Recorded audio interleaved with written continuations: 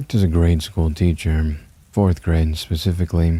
I'd never faced any problems with the kids I taught. Nothing more than the typical boisterous boys who I suppose nowadays would have been chalked up to undiagnosed ADHD, and girls who might have been a bit too cruel to one another, in the way all children need time to grow and be kinder when dealing with classmates. This was before the time of widespread use of computers in schools, and in the small town of Witness, in the lower southern-eastern part of Iowa, there wouldn't be a long wait for our left-behind town to see computers enter our school system. It wasn't the worst thing to be dealing with the old-fashioned way of education. Filing papers and student files for classes of no more than 10 to 12 students didn't make my life complicated. Witness was extremely tight-knit. I never had to worry much about getting into contact with parents, and more often than not had been invited for dinner in my people's houses in order to grow comfortable with the community. As the new girl in town, it seemed accustomed to be thrown straight into the town's communal nature, and within my first year moving there, I'd come to know almost every resident by name, and they were all more than happy to accommodate the fresh, new thing from Manhattan that would surely bring some quality teaching tactics to their otherwise crumbling education system. I was fresh out of college when I moved to Witness. Truth be told, I hadn't been entirely honest with my reasoning for moving to the town to its residents. To them, they'd assumed that my education in Manhattan made me something of a higher class, a shiny, bright person that was far more worldly than anyone they'd ever met before, someone who'd been well-versed in the ever-changing landscape of the time, who'd had a great education at one of the best colleges around. It wasn't entirely untrue, but their praise for me came more out of their own failings at the hands of a state government that didn't see fit to pour money into a dwindling town like Witness. Their awe at my intelligence was no more than their inability to have experienced their own, and their interest in my so-called worldly life was born from their powerlessness to leave the town they'd grown up in. My untruthfulness came more from the fact I withheld information. A left-behind place like Witness probably wouldn't have taken kindly to the fact I'd moved here to leave my previous life behind. A fiancé whom I'd abandoned after his discovery of my abortion would likely have turned their acts of kindness into vitriol and cruel gossip. This was no fault of theirs. It was a time when residents in towns like Witness weren't the most progressive types, and I wouldn't have expected them to change their tune just for me. Besides, I'd prefer to keep my secrets just that, secret, and to start my life afresh with nothing to tie me down. I was 24 when Timmy Thompson and his parents moved to Witness. There had been talk around the town before the new semester. Mrs. Greaves, who worked at the grocery store, had asked me if I'd known about the new kid who'd been scheduled to join my class. I'd been surprised at her question, as it was only a week before the semester would begin, and I'd not been alerted of a new arrival by the principal. It wasn't as though we never had new students join the school, but they were few and far between. The last child to join the grade school had been a young female student who joined the same year I'd done, but only for 5th grade, and had then begun to attend the middle school in the next town over, which took in students from all the neighboring towns. But I'd not interacted with her much. Mrs. Greaves offered that my lack of knowledge of the new student must have been due to the family moving to town no more than a week before, 2 weeks before the semester started. She'd gossiped a bit, saying that they'd hardly been into the grocery store save forever the first day of their arrival, and that perhaps the family were cut from a different cloth, and must have preferred to shop from their groceries at the Hinky Dinky. I remembered to just smile and nod, realizing that those same sentiments had been held against me at one point, so I'd taken her gossip with a pinch of salt. In the same way that I'd withheld information about my past, I'd been sure that others would have their fair share of reasons to do the same, and so I decided to wait until I'd eventually meet the parents before I'd make any assumptions about them. It was almost another week until the principal would give me any information on the new student. The Friday before the semester begins, all the teachers and staff come in for meetings and to set up the classroom and hallways in time for the pupils to begin their new school year. The meetings are always brief, discussing the budget for the school year and explaining the allergy policies that never changed, but were still important nonetheless. I'd been stapling some posters on my classroom's display boards when Principal Dale knocked on my door. He'd seemed a bit skittish, and his red and blotchy cheeks did nothing to help his persistently nervous and timid demeanor. He'd asked me to join him in his office to discuss the new student. I'd accepted, but wondered why he wouldn't have just spoken about it in the classroom. My questions would be answered when he slid a small file over to me with the name, Timmy Thompson, written on the other side. I apologize for leaving this so last minute, Miss Harris, but I assure you that it wasn't of any of my own tardiness. He began, awkwardly sitting upright in his seat. I looked at him to continue, but he'd simply shifted uncomfortably under my gaze. He'd opened his mouth to speak a few times, but had bitten his tongue back constantly, as if trying to find the words to speak. Your new student, Thompson, he has suffered quite a bit recently. I'd grown tired of his rambling and decided to open the file, though he'd quickly stopped me. Miss Harris, I advise you to read this through at home, away from prying eyes. I don't believe you to be that kind of person, but gossip spreads fast here, as you know. He pulled a tissue from out of the box on his desk, wiping away the sheen that had formed on his balding hairline. With all due respect, Principal Dale, I'm confused as to what it is about. I looked at the file, burning the student's name into my head. Timmy Thompson, that you'd like to tell me. Is there something I should be aware of about his arrival? Principal Dale sighed, his shoulders relaxing as the tension left his body. Young Thompson, you see. Well, he'd been missing for 4 months earlier this year. I remember his urgent nodding, as I must have shown the shock on my face. They weren't sure what happened to him. His parents said that he'd simply not returned from school, even though the bus driver had seen him get off at his stop. He sighed again, brows furrowed. It was peculiar, and of course you can imagine the terror those parents must have been through. Well, eventually, Thompson just returned home. Not a scratch on him, but... He trailed off again, and I can still recall how annoying I'd found his bumbling form of speech. He never stopped his timid manner until the day he died, heart attack, age 62. He's not of a well mental condition. He shouldn't be much trouble in your class, I'm certain of that, but he's rather withdrawn. Didn't speak much at all when his parents brought him in. His parents have arranged for Dr. Fielding to do weekly checkups with him, but I thought it best to let you know of his, current faculties. It'd be best that you keep an eye out for him to make sure he adjusts well in the class. The Thompsons have been through a lot, and I'd hate for them to have more on their plate than they already have. I nodded, bidding him farewell as he pardoned me. However, I couldn't contain my curiosity. Timmy, did the Thompsons ever mention what happened to him when he was missing? Where he was? Principal Dale looked up at me, shifting his eyes around the room. It would be important for his well-being if I could know as much as possible, so as not to place him under anything that could cause him stress. The principal sighed and motioned to the file in my hands. The Thompson residence telephone number is in the file. I hadn't thought to ask. I could tell that it was a sore subject for them. I know you won't be disrespectful by any means, but I hope that you know I must reiterate the fact that they've probably dealt with prying eyes for quite some time now. They've come to witness to escape something, and I don't believe they would enjoy having to relive the ordeal.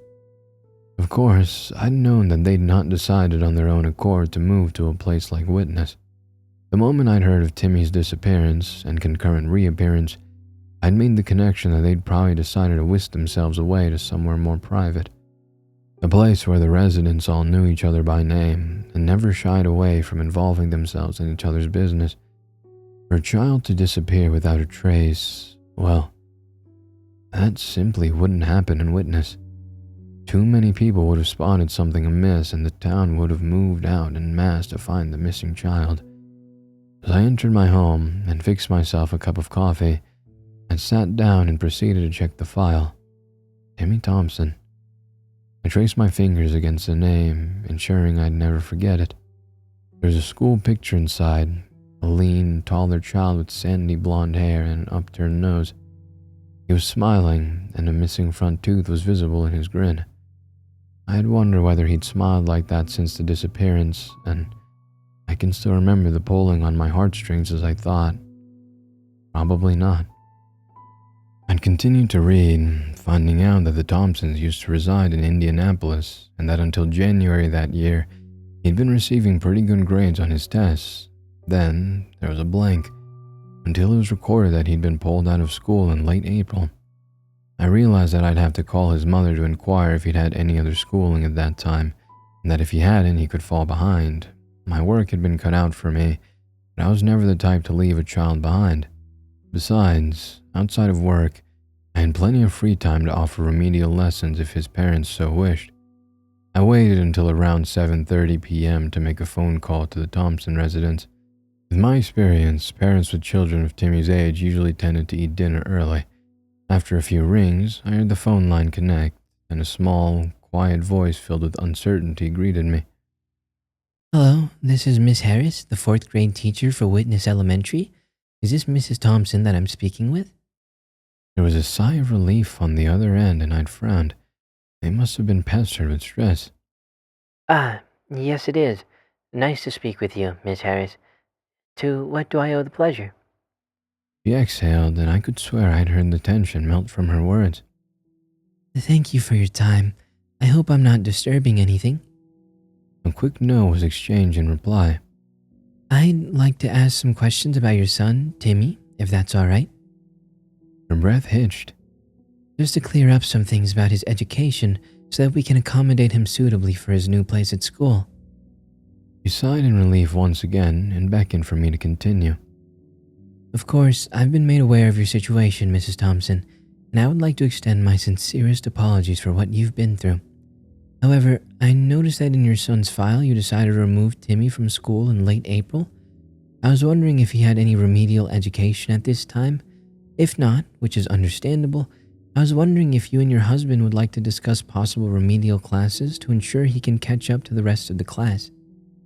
There was a pause. It was unsettling to be left in silence for so long. I began to wonder if she'd hung up the phone until she spoke once more. Yes. He did receive some education from me and the hospital. I don't think remedial classes will be necessary, but thank you for your help. Of course, Mrs. Thompson. I was skeptical that the education he'd received would have prepared him for the same level of learning that the other children would be at, but I decided not to press the issue further. Once he'd begin school, I'd find out if he had any missing knowledge that we'd have to work on. Also, I was wondering if there was anything you would personally like me to know about your son, anything that might help me accommodate his needs, and if there's anything that I should know on a pastoral level that could help prevent him from reliving the experience, for lack of a better word. Another long pause. Perhaps she had been speaking to her husband about this. Timmy will be just fine. Try to ensure that he and the other children get along, if you can. She finally responded, a shake in her voice that wasn't present before. It unnerved me. We exchanged goodbyes and kind regards, and I once again felt left alone to flick through the file, trying to find any inkling of Timmy's character that I hadn't noticed before. Alas, it was just as spick and span as I'd first read it, the only blip in the pristine file being his disappearance, which hadn't been labeled as such, and his subsequent removal from school. There was talk in the town about the Thompsons. They were a young couple, good-looking according to some. The ladies of the library's book club asked me if I'd seen them yet. I told them I hadn't, and they burst into more gossip, speculating about what job Mr. Thompson had and what product Mrs. Thompson used in her hair. Mrs. Greaves told me that they had indeed returned to the grocery store, only to buy frozen meals and sweet treats. Can't be very healthy for a growing boy, She'd said offhandedly, and I just nodded in response, withholding my knowledge that if my child had gone through such an awful ordeal, I'd probably also feed him whatever he liked. On Monday morning, I'd finally seen the boy in the flesh, a face to the name, but one that looked far different from the photograph in his file. He'd been dropped off at school by his father, far earlier than the other children would arrive. His father was handsome and couldn't have been much older than myself, but there was a gauntness in his face that dulled his polite smile. Timmy, as I'd rightly assumed, was tall for his age, That must have been passed down from his father, who towered over the other teachers that flitted about the hallways. The exchange had been brief, with Mr. Thompson excusing himself to go to work, his tie slightly askew from clearly rushing his morning. I took Timmy off his hands and strolled slowly through the halls with him, making small talk as not to overwhelm him. Are you excited for your first day at a new school? I'd asked, smiling as kindly as possible to ease the rigid gait he moved with. He looked up at me briefly, then looked away, gaze fixated on the floor. I guess, he muttered, and I beckoned him to the door of our classroom. It might be quite nerve-wracking, huh? Don't worry, the kids here are really nice. You'll make friends in no time. He nodded in response, not willing to continue conversation. You can sit wherever you like. He moved instantly to the back of the classroom, taking the seat right next to the window. He placed his backpack on the desk and stared outside the window right at the sky. I watched him carefully as he didn't move his gaze once, just sitting rigidly in his seat. I moved over towards him and lifted his backpack up and pulled open the lid of his desk. You can place your stuff in here. Pretty cool, right? He just nodded, and I moved back to the desk, pulling out my books and papers ready for the first class. He never looked away from the sky, craning his neck as if to get a better view. I didn't know what he found so interesting about it. It was a cloudy September morning, if I recall correctly, but nonetheless, I didn't think it fit to bother him anymore. Eventually, the children filed in one by one, many of them chatting away happily about their summers and catching up on missed time. Timmy never looked back at any of them, just continued to stare into the sky with a vacant look on his face. The bell rang, and I called attention to the class, which all stared back with beaming faces, excited to start the school year. This was the first time Timmy looked away from the window, looking blankly at the front of the classroom. I welcomed all the students and played a small game wherein the students had to find their state name and say a small fact about themselves. Many of them said what their favorite hobby was, or color, or food. They all giggled at each other's answers, having known one another for many years at this point, and so I was sure a few answers were inside jokes at my expense. Not that I found it offensive or anything. It was nice to know that my class would be very lively and friendly towards each other. Slowly, Timmy stood up, ready to answer. The class looked on eagerly at him, curious faces that goaded him on to say something that would interest them. He never looked at any of his peers, just directly at me. My name is Timmy Thompson, and I don't have any fun facts. He sat down and stared back out of the window. The other children looked at one another, and at me, confused at his response. I laughed to try to ease the tension, which seemed to calm the children's nerves. Very funny, Timmy. But actually, that's a fun fact in itself, not having any fun facts. A few of the other children giggled, and I believed I'd rectified the situation, as there was no more prying gazes angled towards Timmy for the rest of the morning. The day went on as usual, and when they were dismissed for morning break, I wandered off to the staff room to fetch myself a cup of coffee. The staff room had a clear view of the playground, wherein I could see all the children playing with one another and in good spirits. I spotted Timmy standing near the swing set, speaking to a group of boys from my class. He really was tall for his age, standing a head taller than all the other boys. I suppose that would do him favors. Popularity at that age was always chalked down to who was the strongest or fastest. The other boys chirped happily alongside him, even though he'd only responded now and again with a short statement. The next month went swimmingly. Timmy had garnered some popularity amongst the boys, as I'd assume he would, and he was even popular with some girls in the class. I'd been wrong to assume that he may have fallen behind due to his lack of schooling, but his tests and homework proved otherwise, as he'd been nothing short of a straight-A student. The only issue was that he never smiled and often grew distracted by the outside world, daydreaming as he stared into the sky. I didn't call him up on it, though. As long as he had friends and did well in school, what he did in the classroom was none of my concern, especially since he wasn't distracting anyone. It was only after a lunch break in late October when things began to seem amiss with Timmy Thompson. I'd been eating my lunch in the classroom when a young boy, Eric Lowitz, came rushing in, tears running down his cheeks. Miss Harris, he yelped, barely forming a coherent sentence. Timmy broke his leg. I I rushed outside, following Eric as he pleaded with me to hurry, my long skirt getting in the way of my movements. But when we came outside, Timmy stood tall in the middle of a crowd of his peers, looking underwhelmed and almost vacant, as if he wasn't there. He was looking up at the large oak tree that stood in the playground, staring intently at the thick, twisted branch that emerged from it. I'd panicked, asking if he was okay and where he'd been injured. The crowd dispersed, and I saw that Timmy had not a scratch on him, and certainly not a broken leg. The only thing missing was a piece of his shoelace, and that couldn't be seen anywhere.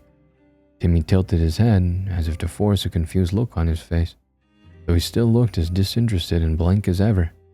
He responded that he hadn't a clue what I was talking about, and I turned to Eric, a stern voice asking him why he'd said that Timmy's leg had been broken. Eric opened his mouth to speak, exasperated, before suddenly, his features dulled, and he looked around absently. Sorry, miss. I don't know what you're talking about," he replied, scratching his head. It seemed he was just as confused as I was, and I demanded the crowd of my pupils explain what happened. They looked at each other and shrugged, unsure of why I'd burst into their playtime with such intense vigor and distress. Timmy walked forward without any indication that he'd hurt his leg and turned away to look at the tree. "I think Eric thought I was going to hurt myself climbing the tree. I didn't even climb it, though. He must have made a mistake," he stated monotonously. He turned slightly to look over his shoulder, and I felt a coldness in his eyes as he stared back at me. I was bewildered. It seemed like such a grandiose entrance for Eric to make if there'd been nothing amiss to begin with. I decided to pardon myself and not distress the children any further, opting to make a detour to Mr. Fitzgerald's classroom, the third-grade teacher. Miss Harris, is everything all right?" He'd asked, placing his sandwich down on the foil on his desk. He stood up to pull a chair over for me, but I waved him off. "Yeah, just, misunderstanding with some of the kids. Nothing serious," I replied, still feeling the adrenaline pump through me from running to unneeded aid. Did the kids last year ever play any pranks on you?" He quirked an eyebrow, but then chuckled, shaking his head. "Sometimes, just the classics though. Chalk pens, whoopee cushions." He trailed off, concern reaching his features as he looked me over once more. "Why? Have they taken it too far?" No. Did Eric Lowitz ever make up tall tales, like as a prank of sorts?" I prodded further. "Eric? Oh no, he was as good as gold. Maybe a bit of a snitch, but there's no harm in that. Helps us keep the kids in check." He responded, smiling. Mr. Fitzgerald had always smiled, and he had a lovely one too. That put all the kids' parents at ease. I thanked him and excused myself and returned back to my classroom. I found the whole ordeal so bizarre to wrap my head around that I decided to write it down in my diary to make sure I'd not forget it. I don't know why I would think I'd lose memory of the situation, but there was a pressing urge to record my thoughts, so I had done. In early December, I tasked the children to work on a project about space. The Apollo 17 landing freshened their own and their parents' memories, which proved exciting for the kids. Every Wednesday afternoon after lunch, my pupils would work on their posters, chatting amongst themselves about whatever it was they'd wanted to focus on. The project was broad. Anything they wanted to cover about space could be covered, as long as they'd kept everything as factual as could be. Most of the afternoons would entail decorating their posters, as homework would be spent on researching and preparing the content on the page. I would wander around the classroom, peering at their work and asking questions about their themes, and, more often than not, reminding them that no, the planet of the apes isn't an actual planet, and yes, the Earth is the only planet with life on it. It was quite adorable, and projects were always my favorite part of the school semester. Allowing the kids to explore something that interests them on their own terms was always a very enriching experience for them. Timmy Thompson proved to be enamored with the project, his focus directed entirely on the poster in front of him, and never allowing himself to be distracted by the other children and their incessant pestering to find out what his theme was.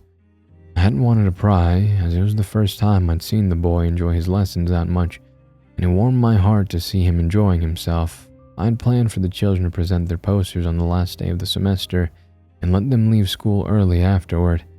It went as expected, their posters all designed in a way unique to them and with information that was clearly written with help from their parents. Timmy had been close to last to present his poster, other children all being far more eager to raise their hands as high as they could to be picked to present next. He moved in a sunken manner to the front of the room, his hands tightly clasped around his poster, leading it to crinkle at the edges. At the time, I'd believed it to be nerves, a social anxiety that wouldn't seem unfitting for the boy who had many friends but never opted to speak much. His project had been on our solar system, a particularly broad topic compared to his peers. He explained the distance between all the planets and their general states from what we knew of them back then. He talked about how Earth was a Goldilocks planet, the perfect climate for life to grow and exist. There was nothing incredulous about his project, but when it came to peer questioning, his demeanor changed entirely. As opposed to his previous withdrawn and anxious disposition, he became animated, answering questions head-on and with vigor, as if he enjoyed the interest placed in his project by his peers. I couldn't help but smile, feeling warmed by the typically quiet boy enjoying his time in school, and finally beginning to move onwards from the tragedy that befell him earlier in the year. I had made up my mind that Timmy would be given an A+. His presentation and engagement with his peers was nothing short of perfect. That was until Jenny Powell, a short blonde girl whose mother cut my hair, asked him a question. Why didn't you talk about Pluto? Pluto's my favorite. She giggled, her braids swinging as she slapped a whispering deskmate's hand away. The kids waited, eager ears ready for whatever the smartest kid in the class would offer them. Even I turned to muse his possible response, surprised that I had not picked up on the missing planet. Timmy stood there, silent. His gaze was unwavering as he stared young Jenny down, who began to shrink under his gaze. It was neutral, eyes fixated on the girl like she was a mark on a wall that he'd never noticed before. He then turned to look at me, dead in the eyes, and a small smirk blessed his lips. I'd felt intimidated, and before I could speak to quench the tension, he spoke instead. That's because Pluto isn't a planet. He grinned, rolling his eyes at the shocked murmurs that emanated from his peers. He lowly shook his head, and I could tell that he was trying to hold back a scoff, his bitten bottom lip and mirthful eyes giving it away. I'd asked him to sit down and for the class to give him applause as they'd done for all the other presentations, and told them that Pluto was still a planet, and told Timmy not to make jokes in school projects. He'd merely stared back at me, the same vacant, uninterested expression as I'd grown accustomed to, before staring out the window until the class was dismissed for winter break. When the next semester began, I decided to make a seating plan, a way for the rowdier kids to settle down by being placed next to the quieter kids, who in turn might come out of their shell more. It was a common tradition in our school, let the kids bond and acclimate to the new setting in the first semester, and then get them to focus more in the second. It was just a whim, a decision that I hadn't put much thought into. There were only a handful of kids in the class anyway, and so they were never far away from any of their friends. None had any issues with the new seating arrangement, save for Timmy, who'd asked if he could please sit next to the window again. I told him no, that sometimes we have to do things we don't want to, and how school was meant to prepare them for work life like that. It's a sentiment I no longer hold, but at the time, that narrative was instilled in us as teachers. To integrate into society, you had to do things you didn't want to, otherwise you'd be coddled. He scowled but never made a big issue about it, just sat down and made a point to veer his head directly toward the window, despite being at the front of the classroom and closer to the door. A few days later, his parents had asked to meet with me, but not in their home for dinner as others had. So, there I was, sat at a makeshift table with desks pulled together, watching the Thompsons avoid my eyes as much as they could. It was the first time I'd seen Mrs. Thompson in person. Unlike her husband, she was very small, her thin frame giving her a mouse-like appearance, and although I could tell that at one point she had been beautiful, the thick worry lines had dimmed her significantly. You couldn't help but scratch at her wrist, a nervous tic that she'd cringe at whenever she'd become aware of her mannerisms. Mr. Thompson was far less handsome than I'd remembered him to be, and far more sickly. His cheeks hollow, and the heavy purpling under his eyes aged him a few years. I could see whiskers of gray in his 5 o'clock shadow, and neither of them seemed to be comfortable being in my presence. It's nice to meet you both, I'd said, offering a hand out to Mrs. Thompson, whose eyes widened in shock at the gesture. She looked to Mr. Thompson, who quickly shook his head at her, and she pulled her gaze back to her lap, scratching at her wrist again. I narrowed my eyes at him, disgusted by his controlling nature. However, he offered me a terrifying gaze, one that could only be attributed to a deer in headlights. He held a finger to his lips and proceeded to point lamely towards the classroom window. I frowned, confused, and asked, What's wrong? I assume you've called me in here for a reason? Why are you... He slammed his fist on the desk before him, his face void of color and knuckles white. He trembled, and before I could stand up to call for Principal Dale, he motioned his hands as if writing on a piece of paper, green eyes drilling into my own. His wife scratched with more fervor. "We called to see you today about our son, Timmy," he stated, trying to stop the waver in his voice. He'd continued to mimic writing something down, and so I opened my journal on a blank page to give it to him. He began to write, but continued to speak. "We hear you've made a new seating arrangement. We were here hoping to ask if he could sit in his old seat to accommodate, his situation." He'd finished writing and then handed me the journal back. "Keep speaking, only to what I ask you. Don't say anything about what you see written out loud." Are you both okay? I'd begun and he furiously tapped the page, pulling a finger to his lips. His wife mouthed the Lord's Prayer next to him. It began to grow chilly and my gaze drifted toward the window. I was drawn back to the conversation when Mr. Thompson began to write and speak. "You'd asked us about accommodations for our son. All we ask you is that you allow him to sit in his favorite seat, for comfort reasons." He pushed the journal toward me, and I froze. "He's listening. He knows that you know something. Don't speak. This is the only chance we have." I see. Well, Mr. Thompson, sometimes we have to do things we don't like. I can offer school counseling to your son if necessary. I responded as I wrote on the journal. Elaborate. "We understand that, Miss Harris, but it can cause some distress for our son to not have things that comfort him, make him feel safe. The counseling won't be necessary as he receives it every Thursday," He said. "That is not our son." I scoffed, shaking my head. Mrs. Thompson whipped her head up, a new fury that seemed unnatural to her face. How can you laugh about this? Do you know what we've... She was promptly silenced by her husband gripping her thigh, nodding his head toward the classroom window. Fear and grief washed over her face, and she shot me an apologetic and distressed look before continuing to look down at her lap, the scratching beginning once more. I understand that what happened with Timmy was truly awful. I will try my best to rework a seating plan that can fit in your son's needs. I trembled out, truly disturbed by the erratic parents that sat before me. I didn't want to entertain them at the time. I was more unnerved by the fact that one of my pupils' parents were clearly suffering a mental breakdown. Timmy's father continued to write erratically, glancing constantly to the window. "Thank you, Miss Harris. We knew you'd help us." "Don't leave the other children alone with him." With that, they promptly left, not bothering to speak to Principal Dale, who'd been hovering outside the classroom nervously, hoping that we'd not done anything to make the young Thompson upset. They quickly rushed out, and Mrs. Thompson gave me one last look, a look of relief and warning, as if she'd passed the baton of responsibility on to me. It was mid-January when I'd noticed the children become strange, their memories lax and their mannerisms slow. They seemed drained and tired. It wasn't unusual for January. Having a birthday then myself meant I wasn't aware that January was a depressing month for most, and the lack of daylight certainly did nothing to invigorate the children's enthusiasm for school. All the best holidays had passed, and all they could do was hope to see summer as soon as possible. Eric Lowitz never spoke, and he'd cry to me about how stressed he had been, without telling me what it was that had upset him.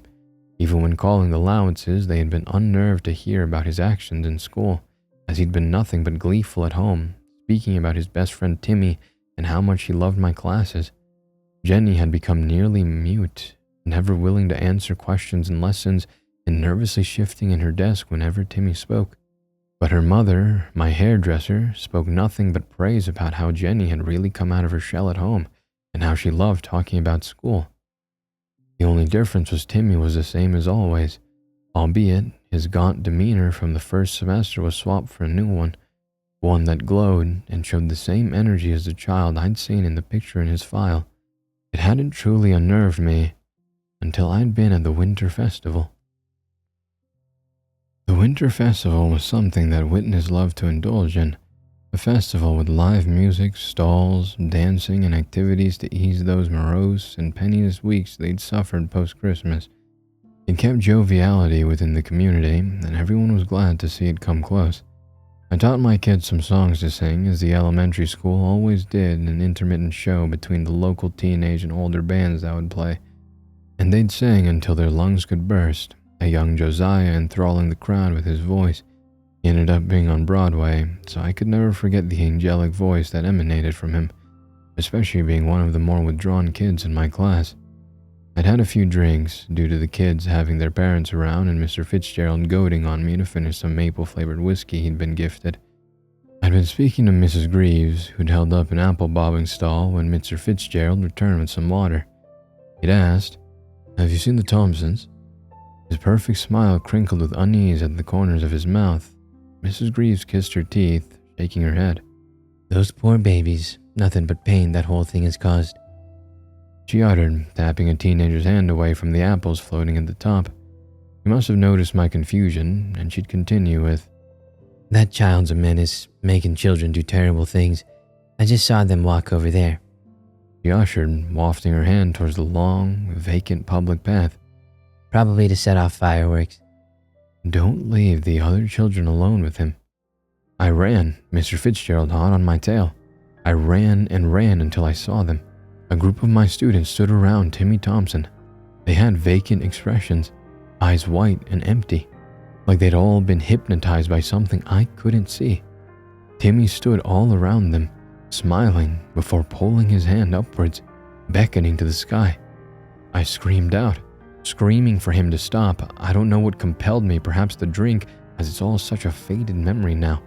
Timmy stopped, scowling. He picked up Ari Lowitz and Jenny Powell and ascended into the air. The other children screamed and cried, begging to be taken with them. I ran forward, but a harsh grip on my arm kept me back. Mr. Fitzgerald held my arm, stuck and frozen as he stared blankly into the sky, eyes completely white with no pupil to be seen. I looked up and I saw it. I'm not sure if I can call it a UFO. It wasn't an object or anything akin to one. It was a mouth. A hole in the air that wasn't in the atmosphere or could even be explained in dimensional terms I could dictate. It was a mouth, lips pink and teeth human, that began to suck air inwards into the dark cavity of its throat. And Timmy and Jenny and Eric were pulled up into its mouth, and it gulped before pursing its lips and spitting only Timmy out. He'd wiped himself off, and the other children returned to normal, bickering about why they'd been brought here and how they were hungry. Mr. Fitzgerald's grip stilled and loosened, and he asked me why I'd been so distraught. For a second, I forgot why. I had no recollection until I'd looked Timmy in the face, and it all came crashing back. He knew that I knew what he'd done, and smirked, chuckling lightly into the back of his hand. A day later, the Thompsons left town. The kids in my class kept asking about him, and then a week later, nothing else was ever spoken of again. In fact, I'd forgotten about it entirely until recently, when I'd reread my diary from that time. There was an urge to, after hearing about a homeless woman and Witness, one who'd been a staunch business person with no mental health problems, who, after going insane, had been hallucinating a missing child. I live back in Manhattan now, but the story irked something in me, an urge to know more. I read through my diary entries, reading the passage I'd made. I'm glad I remembered Eric Lowitz and Jenny Powell, because they don't exist, at least not that their parents could remember. We all just went back to our normal lives, and soon, we simply became unknowingly complicit in Timmy Thompson's plan, as we'd been all along. It would be wrong to call Timmy the Pied Piper. That would make it seem as though Timmy himself were responsible for the culling of people in the town of Witness, where people never miss a missing person. because I'm not sure I ever met the real Timmy Thompson to begin with. And we're done. Wow, what a story. I liked it. A bit more world building. I like the slow burn stories because, yeah, the story was so unique, and I really enjoyed that uniqueness. The Pluto thing was weird because back then I guess Pluto was a planet, and that's why the teacher said Pluto is a planet. I wonder why this alien thing said that it wasn't. I don't know if it's from the future. That's what I initially thought while I was reading. So I wonder. Leave your theories in the comments below. What happened? So yeah, quite interesting. I wonder if it makes me think about the girl who the universe forgot. I wonder if people ever go missing that we don't remember. Kind of a depressing thought, but anyhow, I hope you all enjoyed the story. I will see you in the next one. Ego, Volt, Anima, Vestra.